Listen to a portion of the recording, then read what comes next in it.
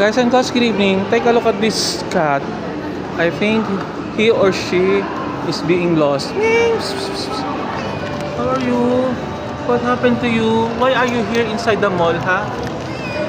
Are you lost? You wanna go with me, huh? Me? Why are you here inside the mall, huh?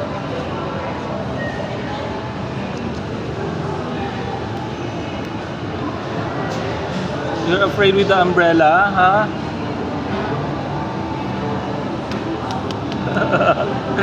You're so cute!